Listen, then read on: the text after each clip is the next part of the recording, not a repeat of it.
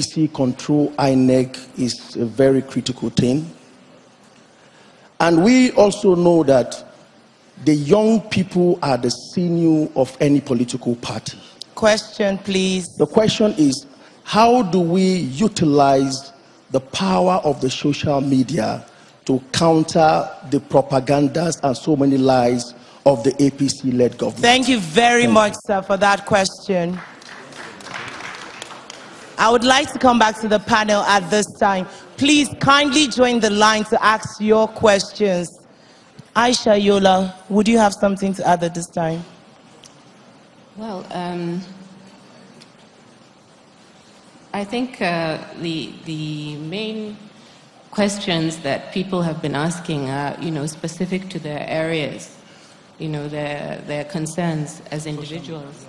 But I would like to say that if we look at it objectively, even the issues that some of, for instance, Senator Bala Mohammed about the media, victimization and everything, it's all part of a system. I like to think that we have established a system that hasn't been working for all of us. So I would like to hear what specifically the analysis of the chairman, like I said, when he apologized, what is he specifically apologizing for? If we go into the specifics, we can better diagnose what the issues are. Aisha Yola, ever the critical analyst, yes. We have to accept what we've done wrong by categorically saying what we've done wrong, so we know why we are apologizing at this time. But also throwing back to the question from the last participant about the role of social media in this era and how social media can be used for good. Hopefully this chairman will have a rebuttal to that, but I would also like to take commentary from Chief at this time. Mr. Chairman, I want to add to what my friend there, Adai, said about the People's Democratic Party winning an election in an APC-controlled INEC. A few weeks ago, there were several allegations of underage voters in Kano State specifically. Kano somehow had become an epicenter of electoral fraud. And knowing how fragile our democracy has been, I think it's important and critical that we make sure that the system is fair and transparent so that we can avoid post-election crisis. Now, the difference between the winner and loser in 2015 was roughly about 2 million votes, Mr. Chairman. I want to ask, is your party, the People's Democratic Party, taking any steps to address the various allegations of underage people being registered in some states to vote? My NGO specifically, we wrote to INEC and we sought answers to those allegations. Thank you. I want to know what the People's Democratic Party is doing about that. Thank you very much. Moving forward, we'll really appreciate contribution from the panelists as well. But just bringing it back, so the role of strong support system in political institutions, economic institutions, just a strong support system that ensures a nation can actually reset the agenda, as these are critical attributes to have for sustainable economic development as we move forward talking about resetting the agenda. So I'll take Ms. Toyosi at this time and come over to the chairman to have his rebuttal to the questions that came from the audience. I think it's important to make a few very important, very significant points. That in 2015, Nigerians did not vote for Buhari. Nigerians voted against Jonathan. And I say that because I think PDP has to learn that your ambition has to be superior to simply taking power from the government in power, to simply taking power from the ruling party, and your ambition has to move away from simply wanting to win elections. I think the performance scorecard of the people who currently are in the PDP should be what you are selling to Nigerians for them to be able to believe in your party, to decide that they want to be able to vote. You know, I said something earlier about the quality of the candidates that will be put forward. I think that this is the point where competence, character, and capacity must become priority for the PDP. And I say this because Nigerians, the Governor Babangida said that, yes, we'll be meeting with an electorate, but we'll also be meeting with a ruling party that is probably desperate to win power.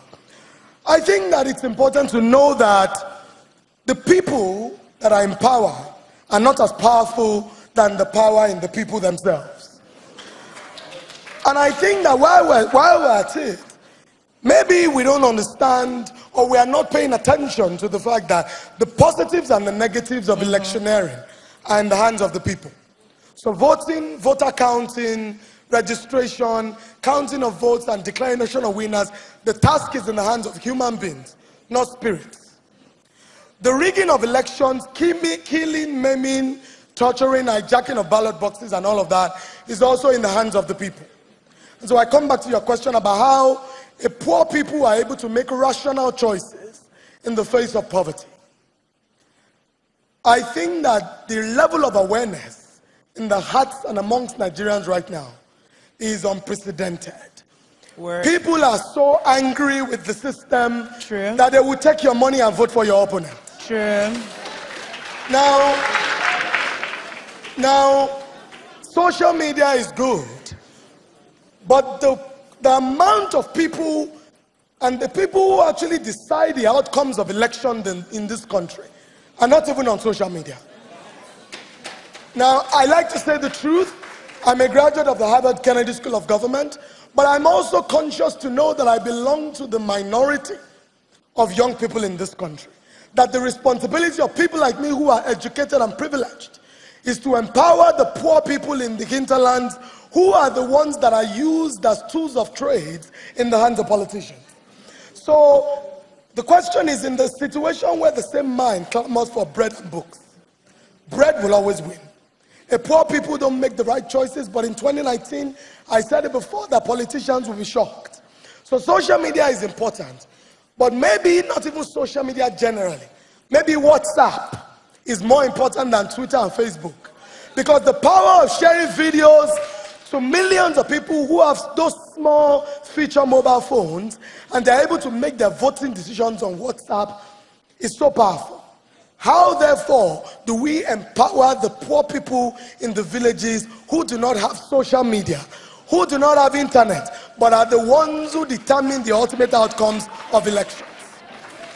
So this is very true. The role of communication. So be it the small smartphone and how that can be very important for public opinion as well as perception.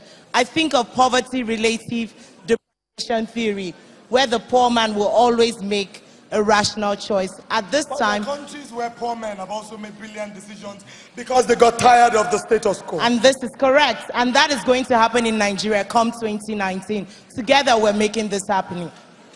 Mr. Chairman. Yes, I think the people are tired in this country, and I believe that they will make their right choices at the right time. But let me go straight to Minister Bala. What we have done as PDP is that several times we have written both letters to the government and then the security agencies of intimidation, of maligning, of media trial of our leaders. But you know the modus operandi of this current government, that they take pleasure in what they have no evidence. You are aware that recently the judiciary, the court has been throwing such cases out. We believe that we will do more advocacy because they are not ready to listen. We will tell Nigerians directly of what is going on. And part of our agenda is to move to all localities in Nigeria and tell them the truth. And we believe that everybody is aware now that APC government is on propaganda and blackmail and running down the opposition and intimidation. We will not accept that, we will resist that, and we will continue to defend our people. Thank you very much, Mr. Chairman. Nation building, resetting the agenda. I would appreciate if we could get 2 questions from the audience, from people at the back of the hall, please. It is quite impressive to see the response we're getting.